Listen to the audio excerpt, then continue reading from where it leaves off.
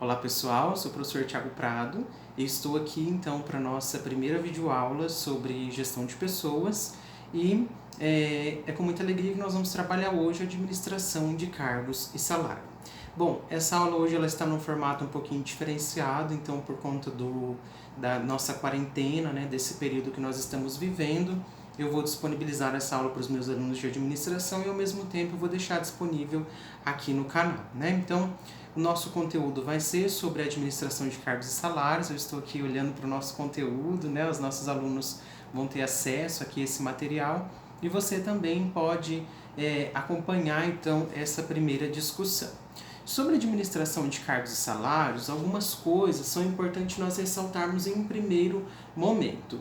Que detalhes nós precisamos entender antes de chegarmos à construção de um projeto de cargos e salários? Antes disso, né, antes da gente chegar lá à construção do cargos e salários, é importante a gente entender onde está esse subsistema dentro de uma organização. Então, quando nós falamos de gestão de pessoas enquanto departamento, nós precisamos entender que o setor de gestão de pessoas ou o departamento de gestão de pessoas, quando ele está alocado dentro de uma organização, e aí pense numa organização já um pouco mais estruturada, que tenha condição de manter aí uma quantidade significativa de profissionais, ele vai ter as suas atividades subdivididas, né? E nós chamamos então de subsistemas de recursos humanos. Algumas são mais conhecidas, como recrutamento e seleção, treinamento e desenvolvimento, né? Departamento de pessoal, e nós temos também dentro destes subsistemas o subsistema de administração de salários, ou de administração de cargos e salários. E é importante nós sabermos, então, que existe este subsistema responsável em fazer a administração do salário dos trabalhadores. E aí, você pode estar se imaginando assim, nossa, professor, mas eu nunca vi isso lá na empresa que eu trabalho.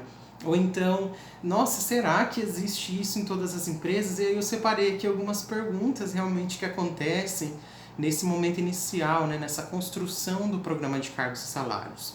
Todas as empresas possuem um subsistema de cargos e salários? E outra pergunta que eu coloquei aqui para vocês.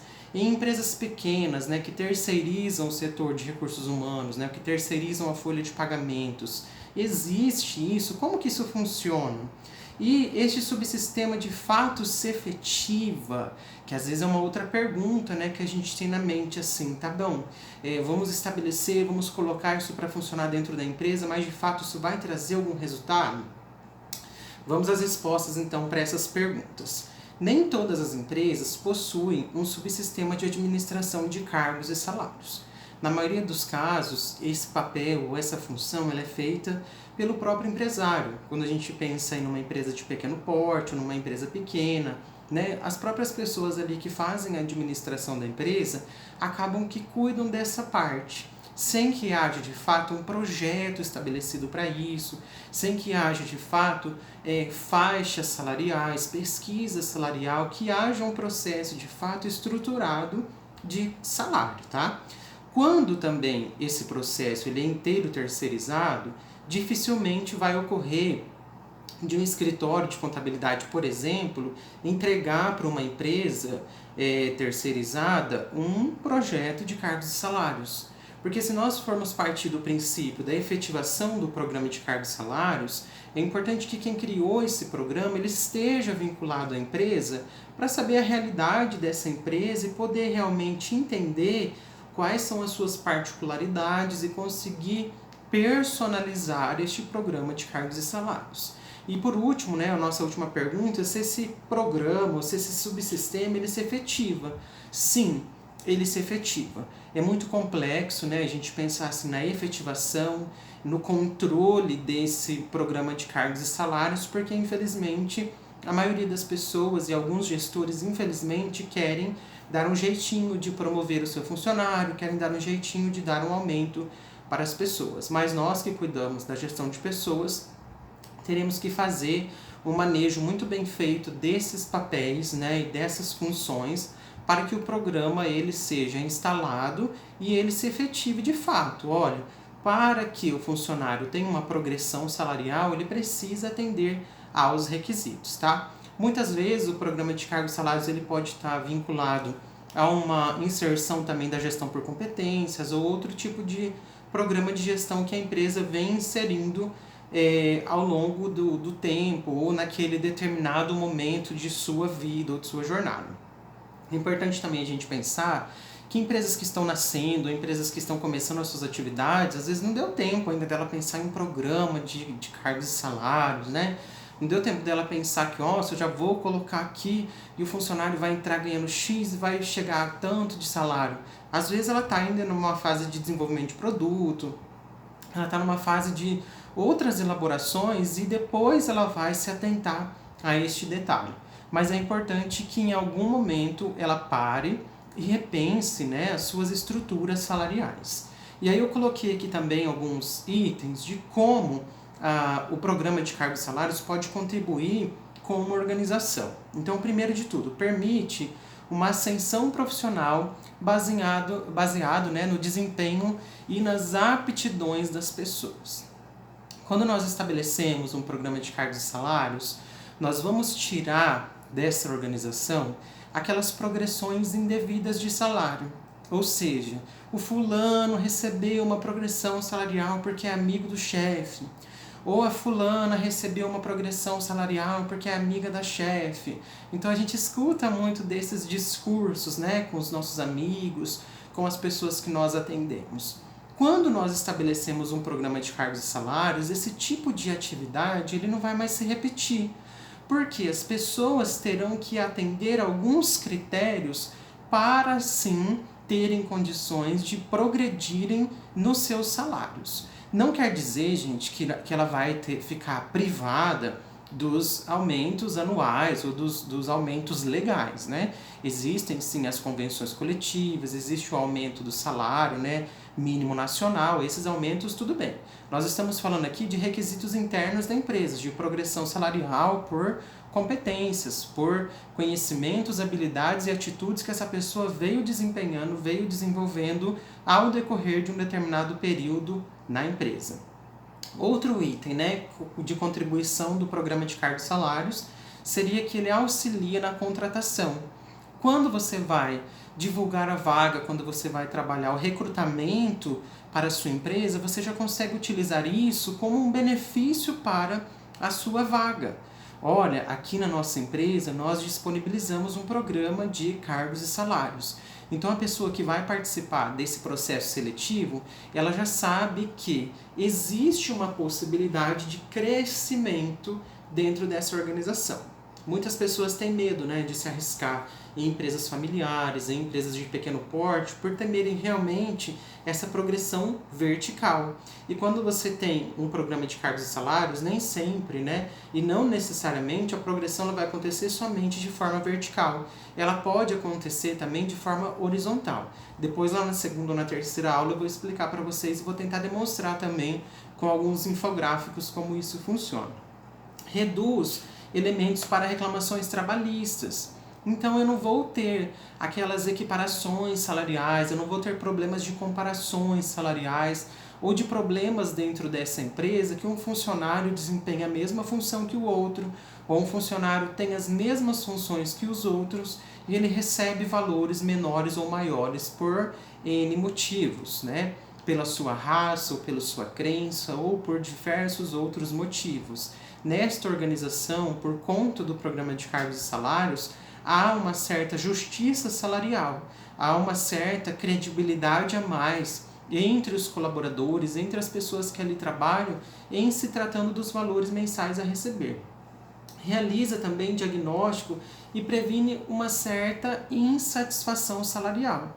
Nós sabemos, né, que quem trabalha com gestão de pessoas, eu falo assim, que quem trabalha em gestão de pessoas, quem trabalha no departamento pessoal, ou quem trabalha na folha de pagamentos, trabalha no muro das lamentações, né?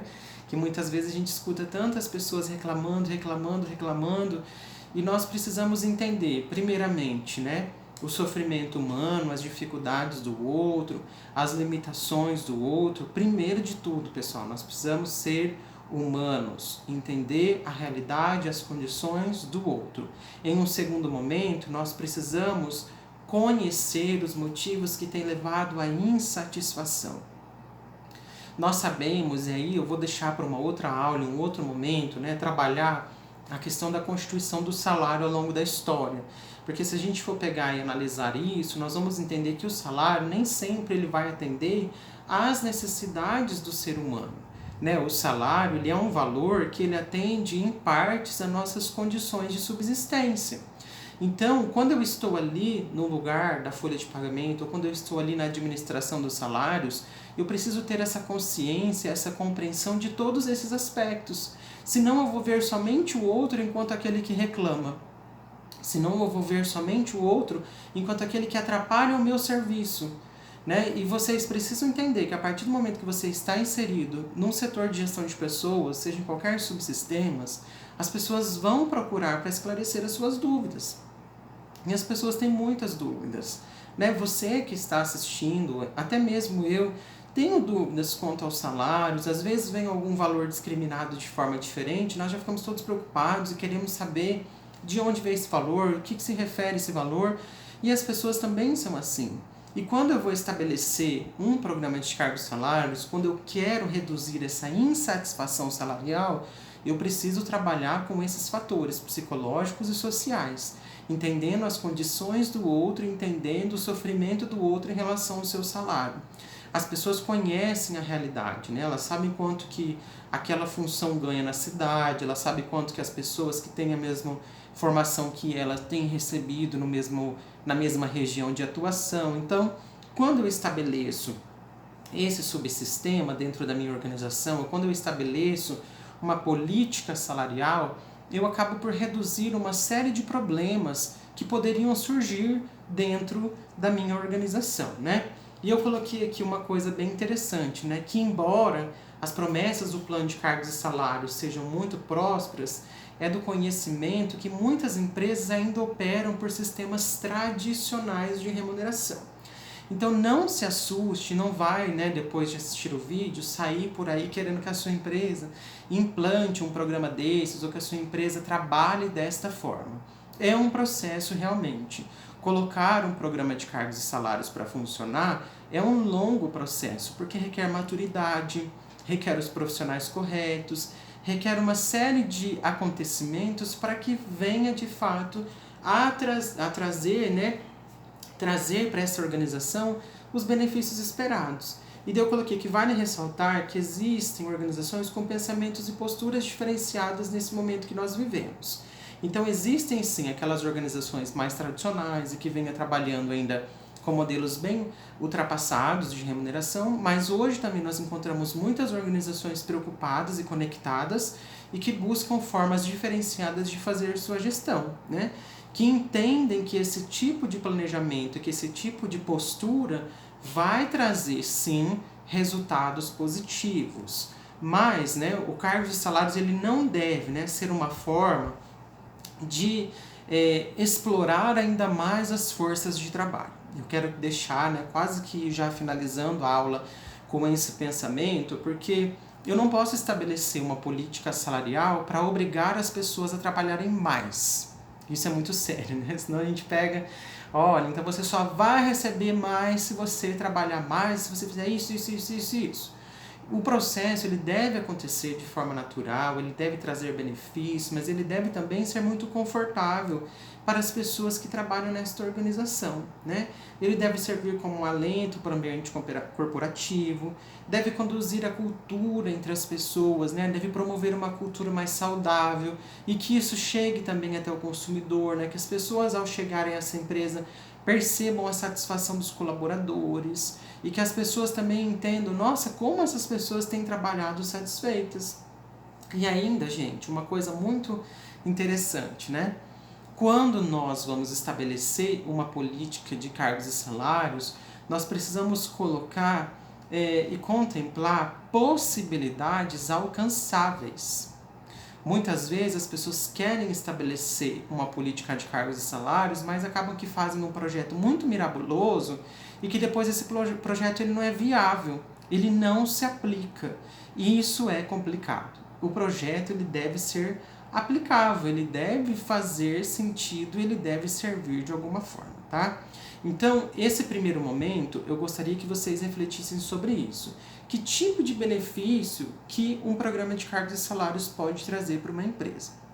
Então, primeiro de tudo, ele deve servir como uma forma de equalizar a remuneração desses trabalhadores, ele deve servir como uma forma de trazer melhorias para a cultura dessa organização e ele deve ser organizado sempre com os melhores padrões para que esse processo também não seja mais uma forma de explorar a força de trabalho. O programa de cargos e salários, assim como qualquer tipo de programa de recursos humanos, eu gosto de dizer, ele não deve servir como uma forma de suprir a sua falta de gestão. Ele deve ser um complemento para as suas atividades e não como uma forma de tentar mascarar outros tipos de condutas indevidas, tá? Então eu deixo aqui essas primeiras observações. Na semana que vem eu posto mais uma aula sobre cargos e salários e depois a gente vai agendando as próximas aulas, tá? Foi um prazer, eu espero que vocês gostem do vídeo, deixa aí o seu comentário e eu já continuo, né, e deixo aqui dizendo para vocês que é só realmente uma introdução o vídeo de hoje, para que vocês possam ir começando a refletir sobre o programa de cargos e salários, né? Na sua empresa tem um programa? Você já participou de algum processo seletivo que realizou ou divulgou um programa de cargos e salários? Conte para nós aqui nos comentários, né? Deixe aqui sua opinião. Um abraço para vocês e até a próxima.